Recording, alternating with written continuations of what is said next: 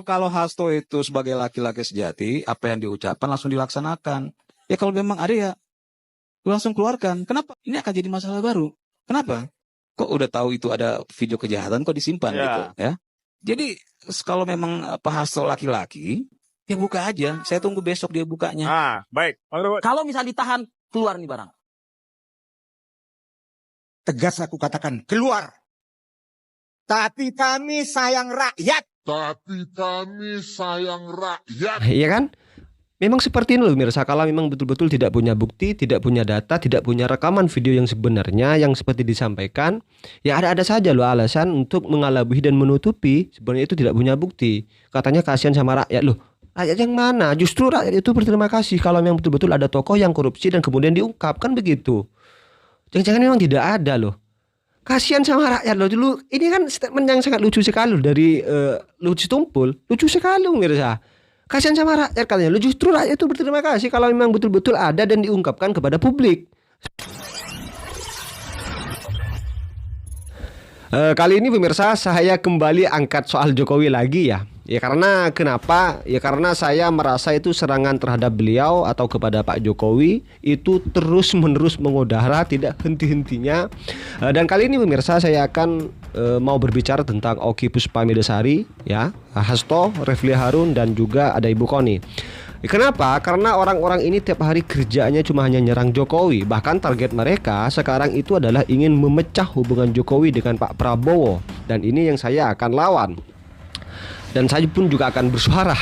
Nah pertama saya akan bahas Oki Puspa terlebih dahulu ya, dimana dia adalah anak abah alias pencinta Anies Baswedan pemirsa. Nah dimana perempuan berjilbab ini memang pintar ya. Dia novelis sekaligus sosiolog dan gelar PhD-nya beliau peroleh di National University of Singapore sejak 2010. Nah Oki Puspa ini pemirsa sudah menerbitkan 5 novel dan 1 kumpulan cerita pendek dan 3 novel untuk anak-anak dan 1 buku non-fiksi. Dan ini seperti yang saya katakan memang pintar dan berwawasan pemirsa. Nah tapi begitu masuk ke urusan politik dan membahas Jokowi, nah segenap kepintaran itu seperti terbang melayang menjauh dari dirinya pemirsa. Nah ketika berbicara soal Jokowi ya, Oki dia seakan-akan tuh menjadi pengarang fiksi yang terbang bebas dengan imajinasi liarnya. Nah ini saya saksikan sendiri lah dalam acara podcast dia di Abraham Samad, mantan ketua KPK periode 2011-2015 pemirsa. Nah seharusnya kalau ada 2 orang pintar ya bertemu, kita kan seharusnya itu menyaksikan diskusi yang kaya, mendalam dan tajam. Kan itu yang seharusnya saya peroleh atau kita peroleh. Nah tapi sebaliknya pemirsa, dan saya duga ya, ini terjadi karena kedua orang ini sudah kapalang membenci Jokowi, sehingga apapun yang keluar dari mulut mereka itu semata-mata serangan yang sayangnya terkesan dangkal dan mengada-ngada. Lihat sendirilah pemirsa kalau tidak percaya di channel YouTube-nya Abraham Samad, subjudulnya itu Jokowi Tidak Kebal Hukum pemirsa. Coba kalian tonton sendirilah. Percakapan mereka itu dimulai dari soal OCCRP yang memasukkan nama Jokowi sebagai nominasi tokoh korup pemirsa. Nah karena itu pemirsa, saya betul-betul heran ya ketika Oki itu percaya bahwa menurut OCCRP Jokowi adalah seorang koruptor. Nah seharusnya seorang PhD seperti Oki itu bisa lebih berhati-hati loh dalam menyampaikan ucapan kontroversialnya. Kan begitu. Nah kemudian pemirsa, terlepas dari itu semua ya, terlepas dari beberapa kontroversi Oki, nah menurut saya itu ada 2 kemungkinan untuk menjelaskan kekacauan argumennya atau narasinya Oki Puspa. Pertama, dia hanya cuma mendengar orang-orang di sekitarnya yang dengan sembarangan menyebarkan fitnah itu, kemudian ditelan mentah-mentah oleh Oki dan kemudian disampaikan.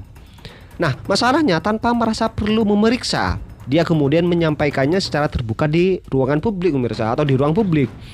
Dan juga tapi ada kemungkinan ya, yang nomor 2 itu bahwa dia sebenarnya tahu ya, Oki itu sebenarnya tahu Jokowi itu tidak dituduh korupsi oleh OCCRP, tapi dia merasa harus dengan sengaja menyesatkan pengetahuan publik. Ya jadi dia mungkin saja ceroboh atau mungkin juga jahat. Nah terlepas dari apa yang sebenarnya terjadi, diskusi Oki dan Abraham Samad ini pada dasarnya melandaskan diri pada premis yang jelas-jelas salah, atas dasar-dasar asumsi yang salah itu.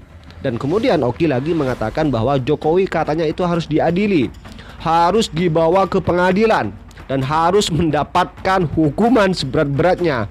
Nah tapi masalahnya, kata Oki, lembaga peradilan di Indonesia itu tidak ada satupun yang berani mengadili Jokowi. Dan kemudian juga lagi ya, menurutnya laporan OCCRP itu seharusnya membangunkan masyarakat dan penegak hukum bahwa ada mantan presiden yang tidak boleh dibiarkan begitu saja seenaknya melanggeng.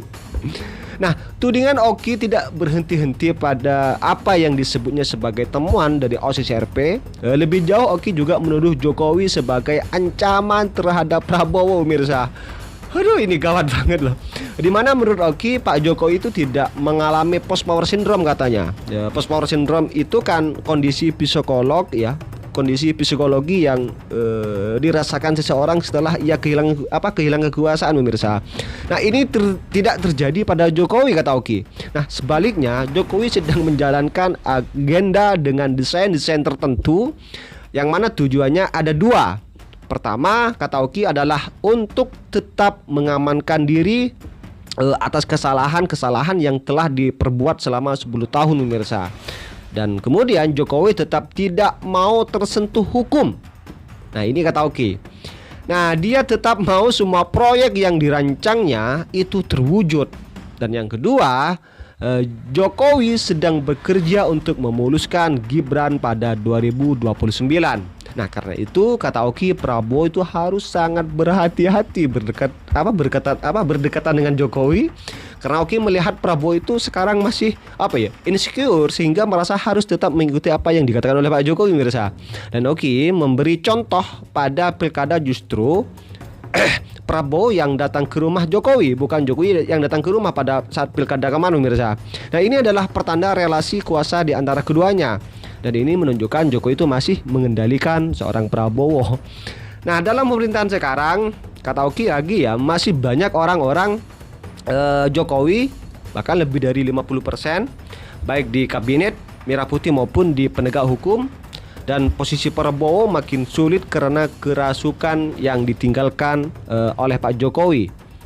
Nah kerusakan itu menjebak Prabowo, katanya. Dia harus melanjutkan kebobrokan yang ditinggalkan Jokowi karena Prabowo tidak memiliki keberanian untuk mengubahnya. Nah segala warisan akibatnya harus dilanjutkan. Contoh misalnya seperti IKN.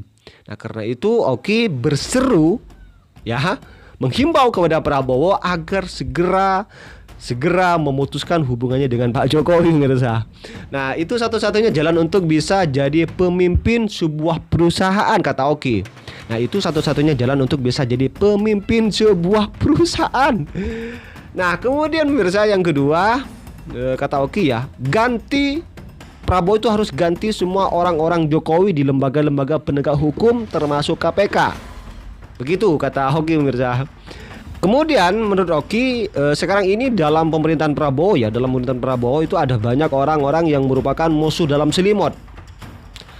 Ada orang-orang yang hendak mensabotase ya pemerintahan Prabowo karena kesetiaan mereka, bukan kepada Prabowo tapi kepada Pak Jokowi. Mereka ini tidak bekerja untuk kepentingan rakyat. Karena itu kata Oki, acara untuk memutuskan pengaruh Jokowi yaitu adalah dengan mengadili Pak Jokowi. Tapi masalahnya kata Oki, itu tidak akan pernah terjadi selama semua pihak masih melihat Pak Jokowi punya relasi dengan Pak Prabowo. Dan menurut Oki lagi, hari ini Prabowo itu masih selalu mendengar apa kata Jokowi. Dan Prabowo dan Jokowi selalu bersama-sama dalam satu kesatuan. Nah jadi ini seperti lingkaran setan, kata Oki, pemirsa. Dan Prabowo kata Oki harus menjaga jarak ya walaupun nggak mungkin sih sebenarnya, harus jadi the real presiden yang tidak tunduk kepada bayangan-bayangan Pak Jokowi, kata Oki. Nah, pesan kepada Prabowo di dalam podcastnya, pemirsa. Dan masalah bukan hanya pada Jokowi, masalahnya juga ada pada orang yang dipersiapkan jadi presiden pada 2029, yaitu Mas Gibran Raka Buming Raka. Dan kemudian Oki itu meragukan intelektualitas Gibran Nah tapi Gibran sekarang kan sudah bergerak untuk mengamankan kekuasaannya kata Oki. Dan baru 1 hari dilantik dia sudah turun ke proyek MRT. Foto-foto diturun dan ke bawah itu untuk sebuah menaikkan elektabilitasnya dan popularitasnya.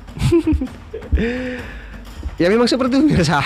Kalau orang sudah kadung benci dan ya semuanya itu salah ya.